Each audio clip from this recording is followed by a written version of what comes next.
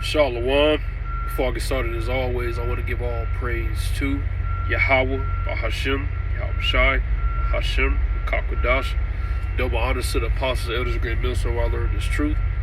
Peace, blessings, salutations to the elect out there scattered abroad, pushing this truth on the four corners of the earth, with some lives and freedom to do so. So, Brother Tazabak, coming back with a lesson. And I'm basically be going through Genesis, the second chapter, breaking it down. So it's going to be just me going through this chapter, Genesis, the second chapter, breaking it down back to the basics, all right? So I'm going to go ahead and get into it. Okay, so this is Genesis 2:1, and it reads, Thus the heavens and the earth were finished, and all the hosts of them. And on the seventh day, and basically, the Lord has given Moses a recap of what took place in Genesis, the first chapter, the beginning of creation. Okay, and it says, verse 2: And on the seventh day, the Elohim and his work, which which he had made, and he rested on the seventh day from all his work which he had made, and that's when we institute the Shabbat after. Okay, and it wasn't literally the seventh day, it was 7,000 years. Okay, because a day to the Heavenly Father is 1,000 years. It talks about that in 2 Peter, the third chapter, if I'm not mistaken. But that's where we institute the Shabbat after. Okay, the rest day. Okay, and it says, and the Elohim blessed the seventh day and sanctified it, because that in it he had rested from all his work which the Elohim created and made. Okay, again, I was talking about the Shabbat. That's why we do the rest day. Okay, and it says, verse 4: These are the generations of the heavens and of the earth, when they were created in the day that the Lord Yahweh made the earth and the heavens. And this is the first time that the Heavenly Father's name is mentioned throughout the scriptures. Is in the fourth chapter of Genesis. I mean, the fourth verse of Genesis, the second chapter. Okay, and when it says these are the generations of the heavens and of the earth, again, the Lord has given Moses a recap of what took place in Genesis, the first chapter. And when you look up that word generations in the Hebrew, it's Thawaladawath, which has two meanings, which means course of history, records, or it means genealogy. Okay, but based on the context of this verse of the scriptures, it's talking about the course of history, the events that took place. That's what the Lord has given Moses. Okay, the A through Z, or how the creation came about. Okay,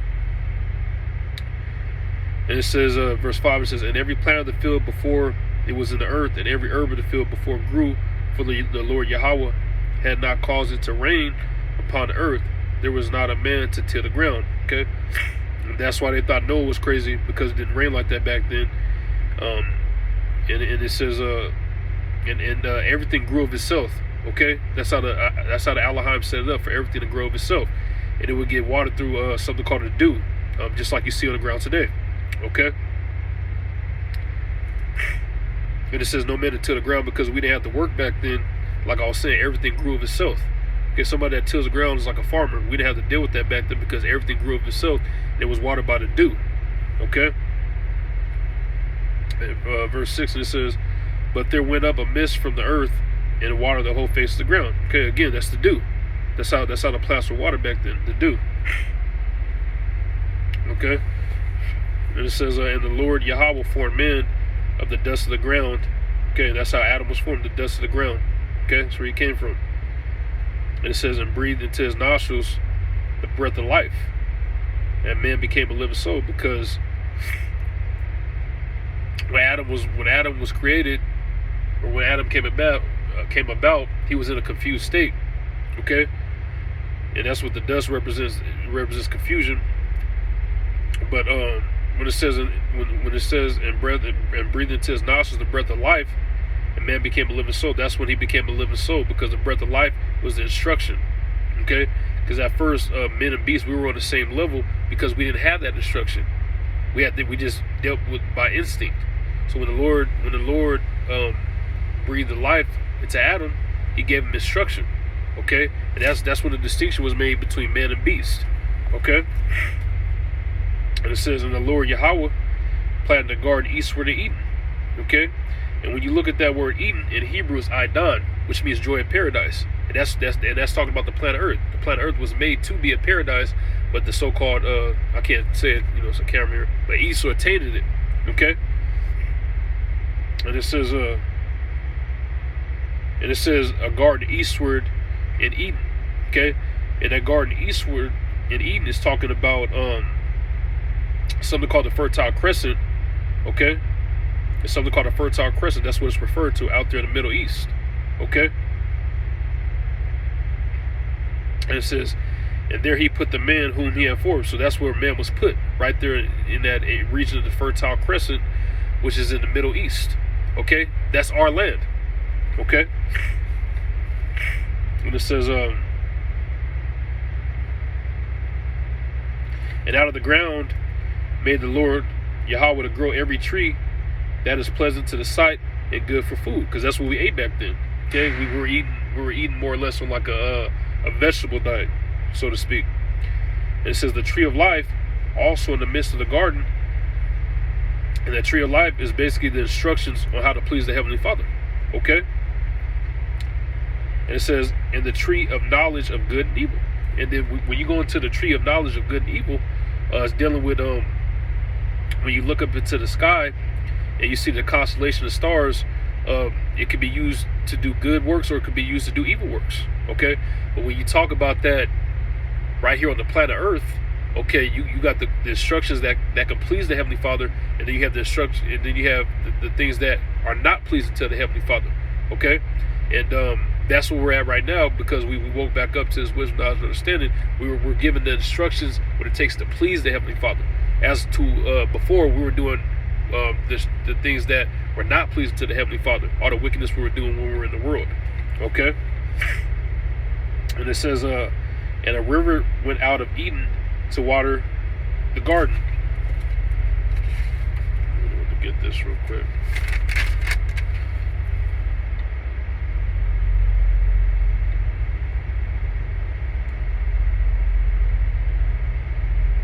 Okay, Salakia.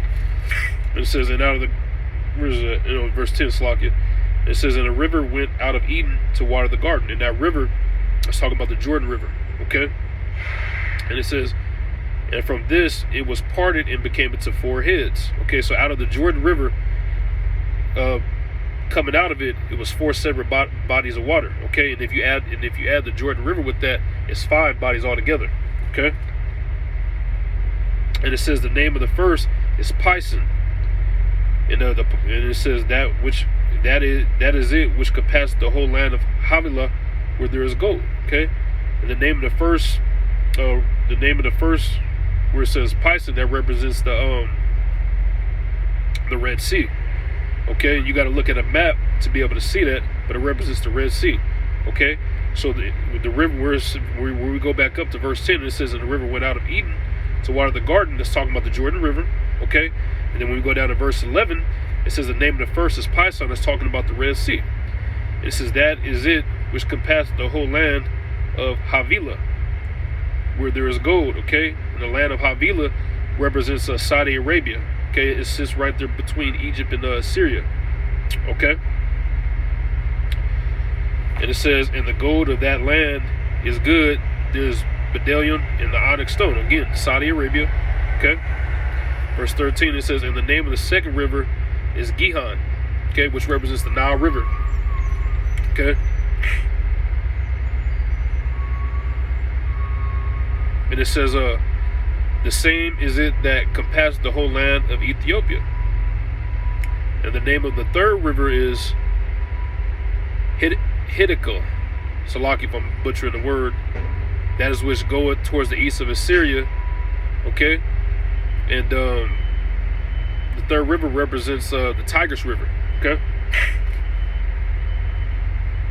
all right. It says it goes towards the east of Assyria. And the fourth river is the Euphrates, and it basically names the fourth river for us the Euphrates. Okay, so when you add all those bodies of water up, there's really 5 of them. You got the Jordan, the Tigris, the Red Sea, the Nile, and I don't know if I missed one, but you got the Jordan River, you got the Red Sea, Okay, which I went on. You got the Nile River, you got the Tigris, and you got the Euphrates. That's 5 right there. Okay. And it says, and the Lord Yahweh took the man and put him into the Garden of Eden to dress it and to keep it. Okay, and then, like I was saying before, that's where man was put, right there. Okay, in the Garden of Eden, which is the Fertile Crescent. Okay. And remember, Eden is in Hebrew is Idon, which means joy of paradise. Okay. And verse 16 it says, and the Lord Yahweh commanded the man, saying, of every tree of the garden thou mayest freely eat. Okay. But of the tree, I'm gonna get to what that means right now. And it says, but of the tree of knowledge of good and evil, thou shalt not eat of it. For in the day that thou eatest thereof, thou shalt surely die. Okay, it's not talking about literally eating fruit. It's talking about the other philosophies. We're not supposed to be involved in these other philosophies. Okay, we're supposed to stay down to this one truth right here. Okay, we're not supposed to be diving in the philosophies of these other nations. Okay.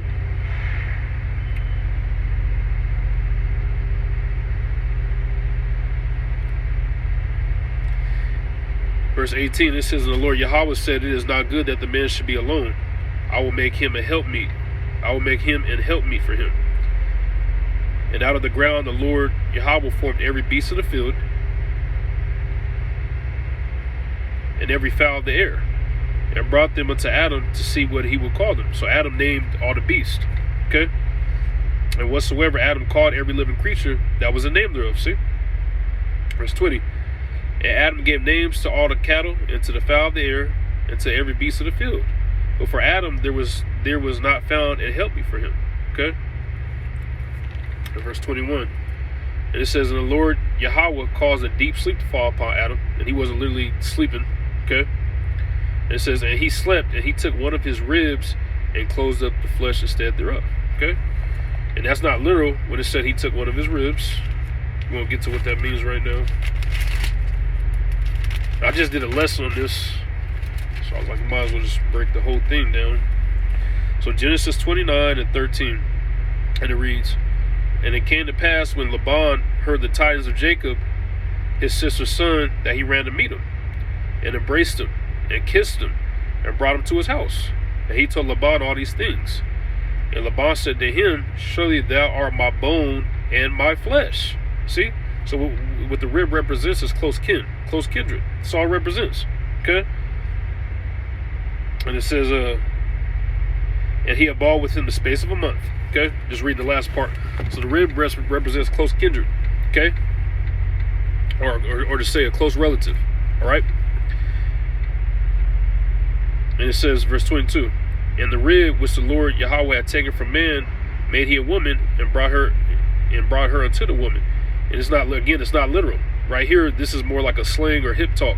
Okay? Like when a man says, hey, this is my rib, or a brother said, this is my rib, hey, this is my woman. Okay, so basically, we know that, Eve had to be in close kin to Adam, and the law wasn't as set in stone as it is now. So the Lord had more slack towards dating of close kin, so to speak. As of now, it's forbidden to even date, certain members of your kindred. Okay, back then it was more slack because the line, us as a nation, wasn't as big as it is now. Okay. Verse 23, it says, and Adam said, this is now bone of my bones and flesh of my flesh. She should be called woman because she was taken out of men. Okay? And what the Lord was doing was causing a union between Adam. Okay? Between Adam and Eve. Okay? In verse 24, it says, therefore shall a man leave his father and his mother, and shall cleave unto his wife, and they shall be one flesh. Basically, they had sex. Okay? So that was his wife. Sex is marriage. Okay? It's something that the churches don't tell you, but sex is marriage. Alright? And they were both naked, man and his wife, and were not ashamed. And it says that they were both naked. It doesn't mean they were literally naked. They sinned. That's what the naked represents. They sinned.